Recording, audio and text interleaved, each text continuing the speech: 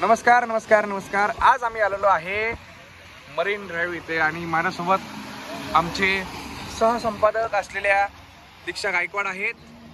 दीक्षा, त्याचबरोबर वैष्णवी आहे, वैष्णवी, आणि त्याचबरोबर माझा बालपणीचा मित्र निलेश वडितके आहेत। नमस्ते कौशलजी। नमस्ते नमस्ते। आणि आज आम्ही मरीन ड्राईव्ह इथे आनंद घेत आहोत जरा समुद्राचा।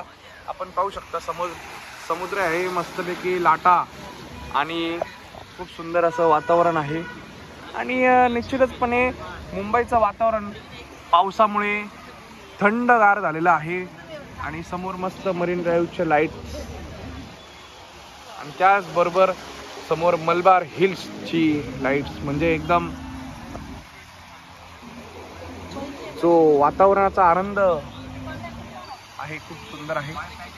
आणि मला असं वाटतं की मराठी माणसाने मुंबईमध्ये आपलं कायमच प्रभुत्व ठेवलं पाहिजे आणि बाहेरून आलेली जी काही जनता आहे ते देखील खूप सोबर आहे, चांगली आहे आणि सांभाळून घेतात आणि एकत्र राहतात। आणि या गोष्टी कुठेतरी खूप कौतुकास्पद आहेत, मला खूप आवडतात। आणि याविषयी आज माझ्याबरोबर गेल्या 2 दिवसापासून वैष्णवी आहे। वैष्णवीला आपण विचारणार तिचा अनुभव कसा आहे मुंबईचा। 2 दिवसापासून मुंबईत आहेस तू, मला वाटतं पहिल्यांदाच मुंबईत तू राहिली असशील 2 ते 3 दिवस एक वैयक्तिक एकटी येऊन आमच्याबरोबर। कसा वाटतो अनुभव? सेफ आहे का नाही? हो, सेफ आहे। आणि मुलींनी जर मुंबईत एकटं यायचं असेल तर काय गोष्टी बाळगल्या पाहिजे, काय अंगीकृत केल्या पाहिजे, काय म्हणजे मुलींनी कॉन्फिडेंट राहिला पाहिजे, सेफ राहिला पाहिजे? सेफ राहायला पाहिजे। त्यांना सेफ फील होतंय का इथं मुंबईत, हा प्रश्न विचारायला पाहिजे। तुम्हाला काय वाटतं निलेश? निश्चितच आपण बघितलं तर मुंबई सारख्या ठिकाणी जर कोणी अनोळखी व्यक्ती किंवा अनोळखी मुलगी जर मुंबईत पहिल्यांदा येत असेल तर तिच्या मनात निश्चितच खूप साऱ्या शंका असतील। पण ज्यावेळेस एकदा आपण मुंबईमध्ये येऊ त्यानंतर आपल्या बऱ्याचशा शंका या दूर झालेल्या आपल्याला दिसतात। मग ती मुलगी असो किंवा मुलगा असो, मुंबई हे शहर सर्वांसाठी एक अनोळखी शहर आहे। या शहरात जे पहिल्यांदा येतात त्या लोकांना निश्चितच मनामध्ये वेगवेगळ्या शंका असतातच। पण निश्चितच या ज्या प्रकारे आपण बघू शकतो की एक सेफ वातावरण आजकाल मुंबईमध्ये दिसून येत आहे। बऱ्याचशा गुन्हेगारीच्या घटना होत मुंबई पोलिसांना यासाठी आपण थँक्यू बोललं पण पाहिजे। आपण जर बघितलं तर आपण ज्याला म्हणतो Mumbai cops are the best in the world, आपण बघितलं तर अशा प्रकारे ते बचाव कार्य करतात, त्यांचे 24/7 आपण रेस्क्यू करतात। आणि आजची जी घटना आहे की जो थरार आहे आपण बघितलंय की मंत्रालयाच्या 5व्या मजल्यावरती आपण जर बघितलं तर एक बुजुर्ग व्यक्ती आंदोलन शोले स्टाईलने करत होते।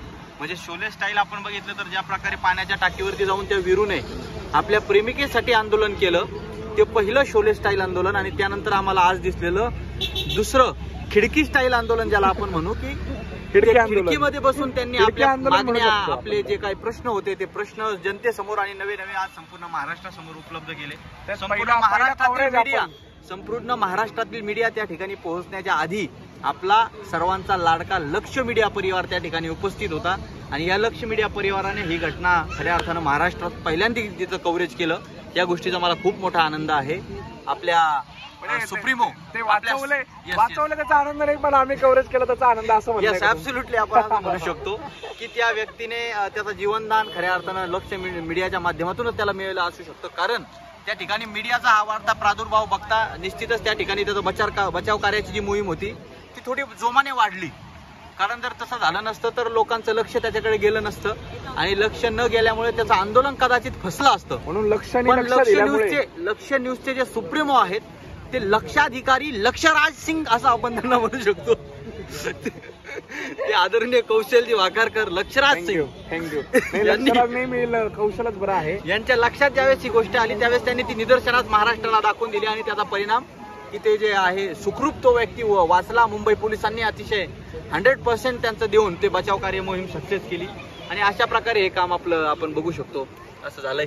निश्चितचपणे मला असं वाटतं की अशा प्रकारच्या घटना खरं तर घडू नये आणि या गोष्टी जेव्हा कुठेतरी घडत असतात तेव्हा एक प्रकारचा जो भीती निर्माण होण्याचं काम महाराष्ट्रातल्या जनतेत आणि येणाऱ्या अधिकाऱ्यांमध्ये होत असतो. त्या गोष्टी घडू नये असं मला वाटतं.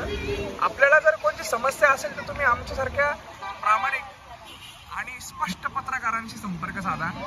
पण अशा प्रकारची घटना करू नका. उद्या जीवावर पण बेतू शकते, तुमच्या परिवाराला याचा त्रास होऊ शकतो. आणि आज खरंच मरीन ड्राईव्हला आज आनंद वाटतोय कारण प्रथमच पावसाळ्यात आलोय तर थंड वातावरण आहे. त्या गोष्टीचा मला मुळात म्हणजे आनंद आहे.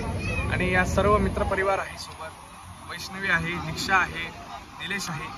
आनंद घ्या, आयुष्य खूप सुंदर आहे. भेटूया पुढच्या ब्लॉगमध्ये. चॅनलला सबस्क्राईब करायला विसरू नका, लाईक करायला विसरू नका आणि आपला मुंबईतला अनुभव कसा आहे तो देखील कमेंटमध्ये सांगा. धन्यवाद.